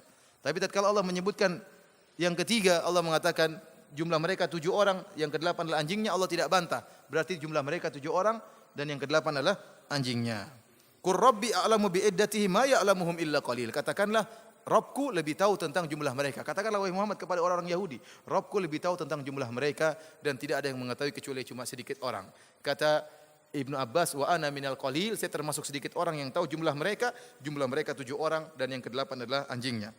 Perhatikan kata Allah, fala tumari fihim illa mira'an zahira wa la tastafti fihim minhum ahada. Janganlah engkau berdebat dengan mereka wahai Muhammad, dengan orang-orang Yahudi, kecuali perdebatan yang ada dalilnya. Kalau perdebatan tanpa ada sandaran, maka tidak usah berdebat, tidak ada faedahnya. Ini menunjukkan kalau ada perdebatan, diskusi, tidak ada dalilnya, maka ditinggalkan perdebatan tersebut. Tidak perlu hanya debat kusir, hanya ingin mencari menang, tidak ada dalilnya maka tinggalkan. Wala tastafti fihi minhum ahada. Dan jangan kau meminta fatwa kepada mereka, kepada seorang pun dari mereka tentang masalah Ashabul Kahfi. Ini dijadikan dalil oleh sebagian ulama seperti Syekh Abdurrahman bin Nasir As-Sa'di, bahwasanya terkadang seseorang bisa kita minta fatwa dalam sebagian ilmu dan tidak boleh kita minta fatwa dalam sebagian ilmu yang lain. Ada orang kita misalnya ustadz lah, ada ustadz dia pakar dalam masalah suatu permasalahan, pakar akidah. Maka kita bertanya tentang masalah akidah. Namun kita tahu ustadz ini masalah ekonomi ngawur misalnya. Misalnya ya. Bicara berani berfatwa. Tidak menyebutkan dalil. Maksudnya jangan, kalau kamu tahu ustadz ini kurang kompeten dalam masalah tertentu, maka tidak usah tanya. Ya, karena tidak semua ustadz menguasai seluruh ilmu. Jadi ada seorang mungkin boleh kita tanya satu masalah, boleh juga enggak boleh satu masalah terkumpul pada satu orang tertentu. Kita tahu dia mengerti, mahir dalam masalah ini, kita boleh tanya, dalam masalah ini tidak boleh kita tanya. Ini ustadz masalah agama kita tanya, jangan kita tanya tentang masalah kedokteran, enggak nyambung. Karena ada ustadz juga meskipun dia pakar agama, dia sok bicara tentang kedokteran. Ya. Tahu-tahu dia kena penyakit. Ada seperti itu, ada. Bicara, oh itu masalah ini, masalah apa. Seakan-akan dia paham, ternyata dia terkena penyakit tertentu, dia ternyata tidak mengerti tentang masalah kedokteran. Jadi bisa jadi terkumpul pada satu orang, boleh kita tanya dan boleh kita tidak tanya. Kemudian para hadirin rahmatillah subhanahu wa ta'ala, kemudian Allah berfirman, وَلَا تَقُولَنَّ لِشَيْءٍ إِنِّي فَاعِلٌ ذَلِكَ غَدًا إِلَّا أَيَّشَاءَ اللَّهُ.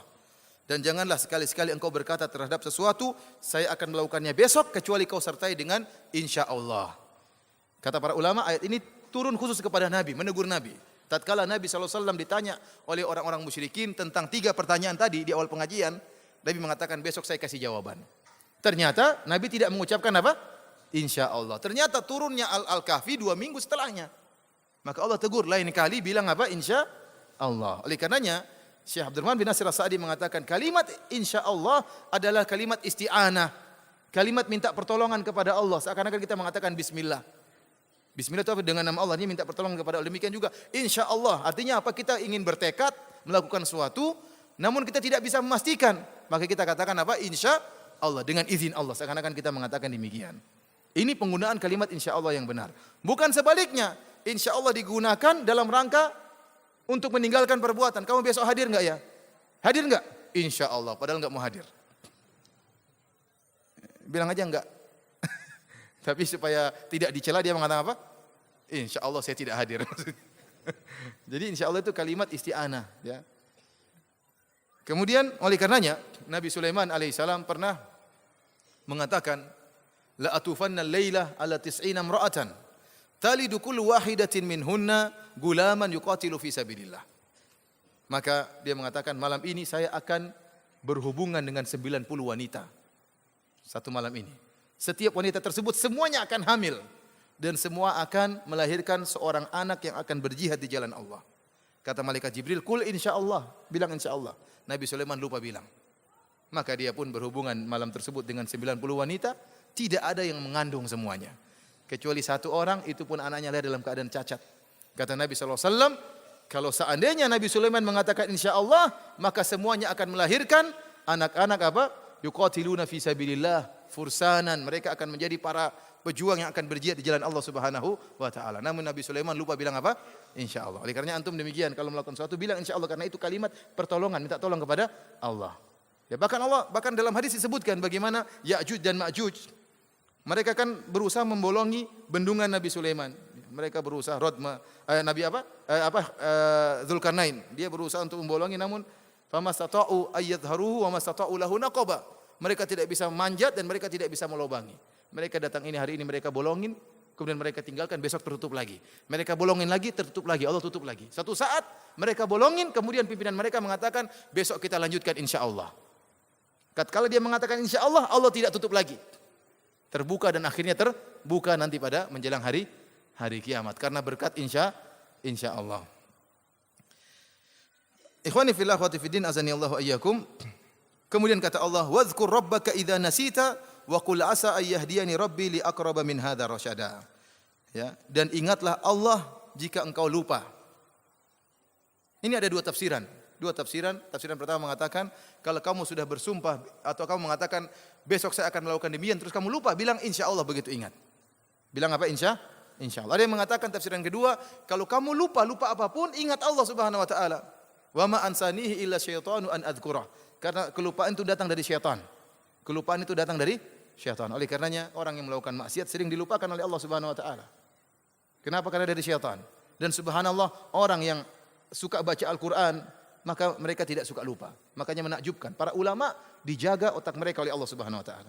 Antum kalau Syekh Abdul Muhsin Al-Abbad, ya. Syekh Abdul Muhsin Al-Abbad kalau murojaah Quran kita lihat sendiri di saf depan di Masjid Nabawi sambil hafal Quran.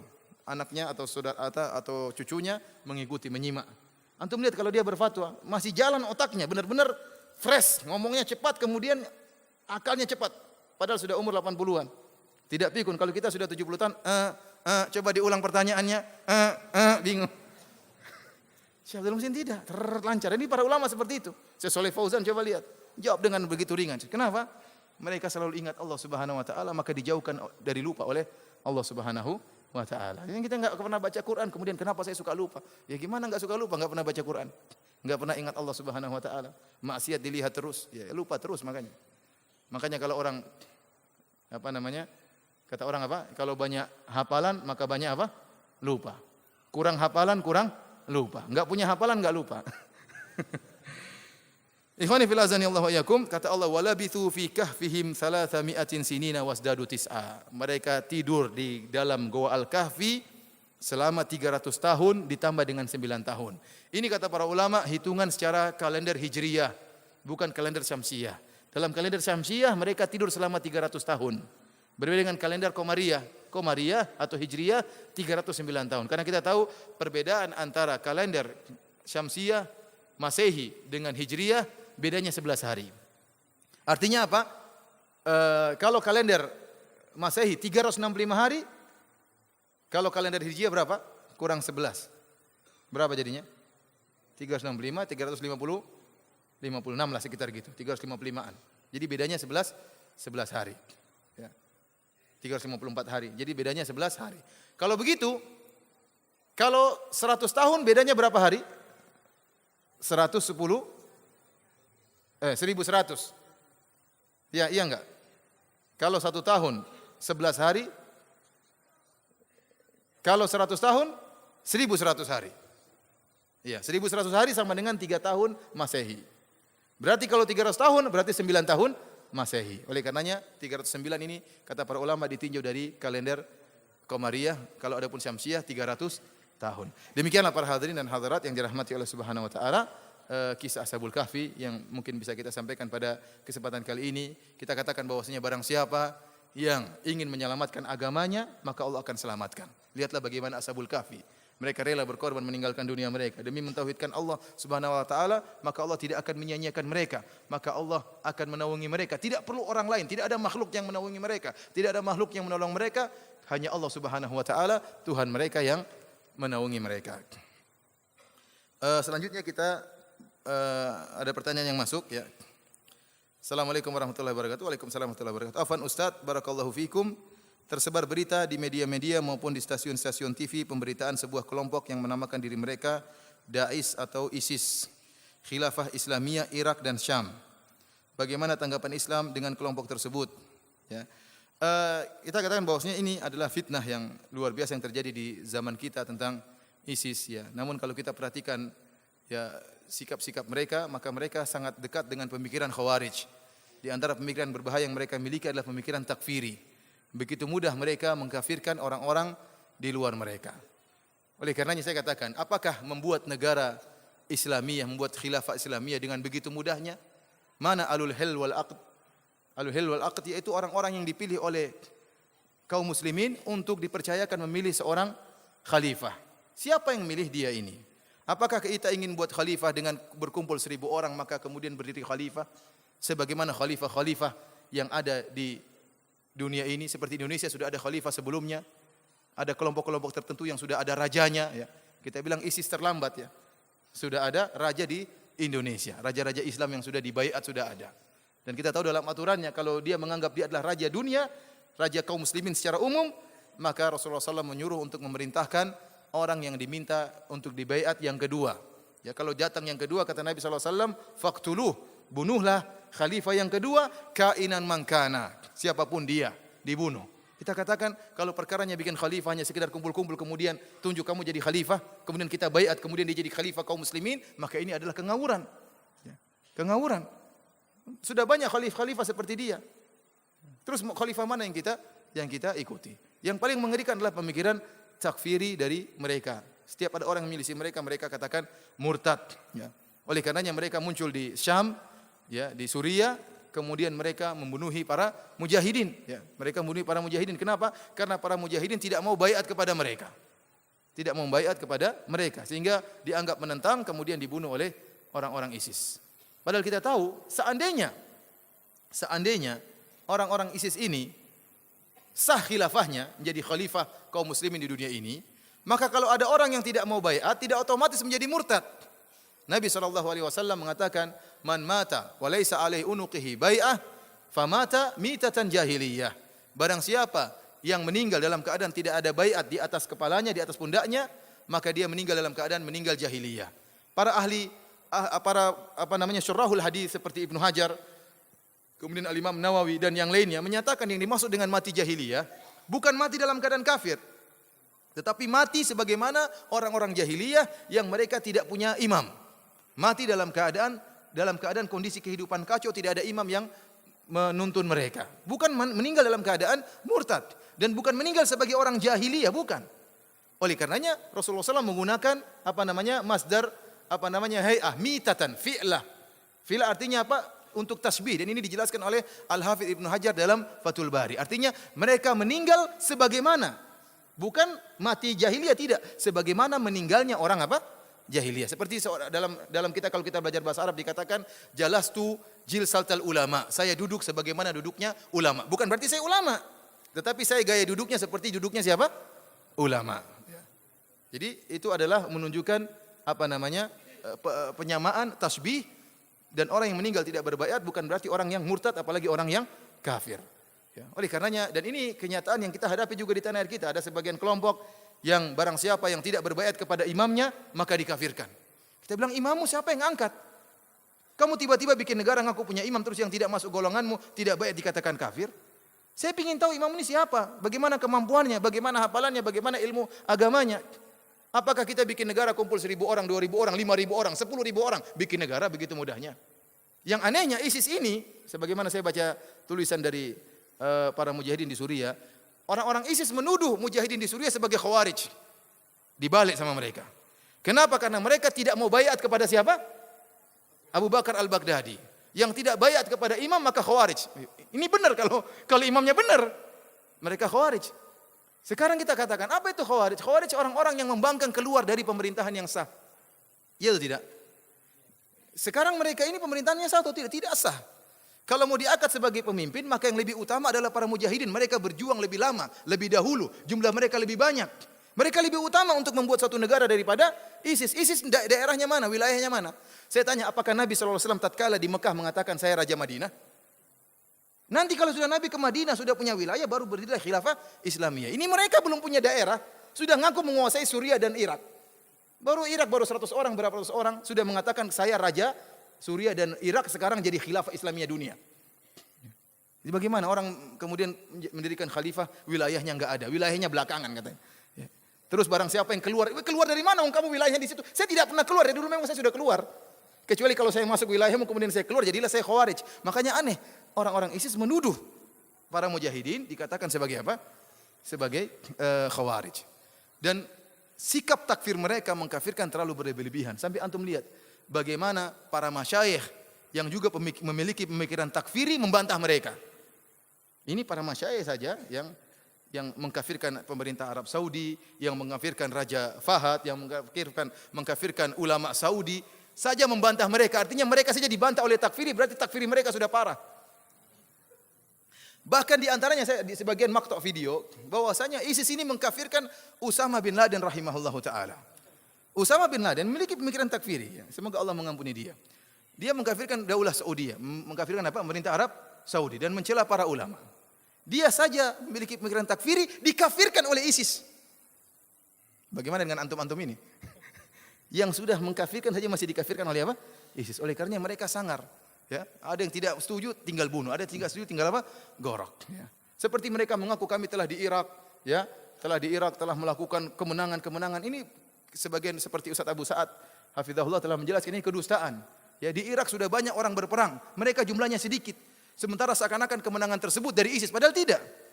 Cuma banyak para mujahidin tidak di-upload, tidak diangkat. Mereka tidak sebut-sebutkan jasa mereka. Mereka perang tanpa menyebar-jebarkannya di mana? Di internet. Sementara ISIS sedikit-sedikit foto, sedikit-sedikit di-shooting, sedikit-sedikit disebarkan sehingga membuat image kepada masyarakat seakan-akan mereka yang berjasa ya dalam mengalahkan orang-orang di Irak atau berjasa dalam mengalahkan orang-orang misalnya di Suriah. Tidak benar para mujahidin sejak dahulu. Justru mereka datang menghambat kerjaan para mujahidin.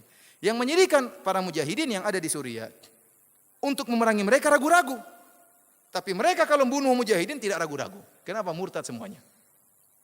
Sehingga kita sedih tatkala melihat gambar bagaimana atau foto atau video seorang yang berjenggot menyembelih orang yang berjenggot.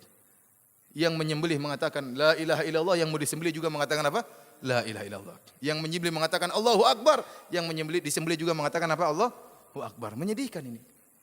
Mengerikan, takfir mereka sangat apa? Sangat mengerikan. Oleh karena ikhwani fillah azanillahu yakum, mereka adalah fitnah, ya, maka kita jangan terpedaya, ya. Lihat mereka di antara ciri-ciri yang disebut oleh Nabi tentang orang-orang Khawarij, mereka apa? Yatrukuna yuqatiluna al-muslimin wa yatrukuna ahlul authan. Mereka memerangi orang-orang muslimin dan mereka meninggalkan orang-orang penyembah berhala. Kalau mereka adalah mujahidin yang sejati, harusnya mereka memerangi Bashar Assad sampai titik darah yang penghabisan. Kalau mereka mujahidin yang sejati, harusnya mereka memerangi Yahudi sekarang sampai titik darah penghabisan. Namun mereka mengatakan kami memerangi orang-orang murtad dahulu sebelum orang kafir. Ya, murtad itu siapa? Ya banyak yang murtad tersebut. Hamas murtad. Ya, kita bilang Hamas mungkin punya kesalahan tapi tidak sampai pada derajat apa? Murtad. Mujahidin mungkin punya kesalahan tidak sampai pada derajat apa? Murtad. Kemudian Saudi murtad. Semuanya murtad. Yang tidak murtad cuma mereka. Kalau mereka sampai ke sini, antum juga jadi murtad kalau tidak baiat sama mereka. Oleh karenanya pemikiran takfir mereka sangat mengerikan dan kita seumur hidup tidak pernah menemukan pemikiran takfir sesadis sekarang ini. Sampai sekarang antum lihat situs-situs yang ada di internet yang biasanya tukang mengkafirkan pemerintah, bantah mereka. Ya. Contohnya situs Ar-Rahmah yang kerjaannya mengkafirkan apa? Mengkafirkan pemerintah, mengkafirkan presiden, mengkafirkan pegawai negeri. Sekarang membantah mereka. Ya, berarti takfirnya sudah parah. Sampai takfir aja bantah apa? Takfiri.